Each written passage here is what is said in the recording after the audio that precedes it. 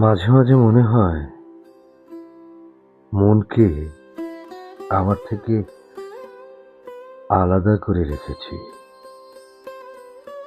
অথবা মনে হয় মন আমি নামক এই জীবনের কাছে সাহিত্য শাসনে আছে, অথবা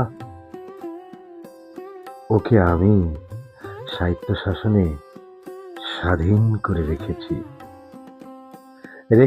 কারণ মন যতটা অদৃশ্য ততটাই অসীম শক্তির আধার।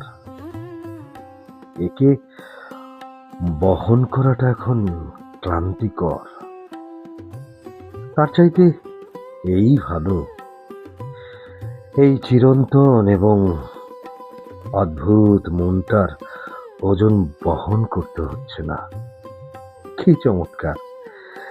এক জীবনের ভেতর দুই জীবনকে উপভোগ করছি।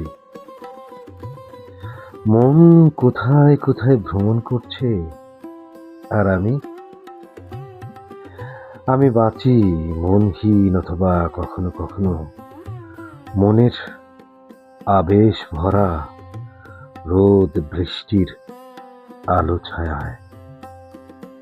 তবে এই মনকে যেভাবে স্পর্শ করো, মাঝে মাঝে মন সে ভাবের খামে আমাকে একটা করে চিঠি পাঠায়।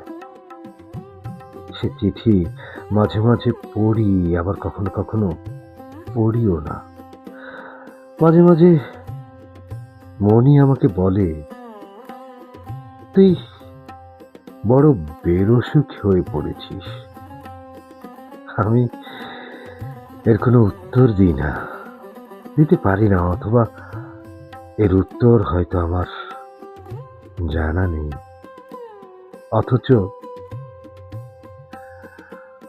আমি জানা অথবা অজানাকে আড়াল করতে মৃদুভাবে হেসে দিই।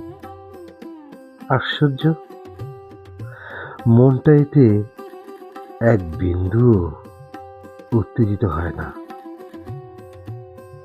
এই মনটা কি তখন বা এখন আমি হয়ে গেল?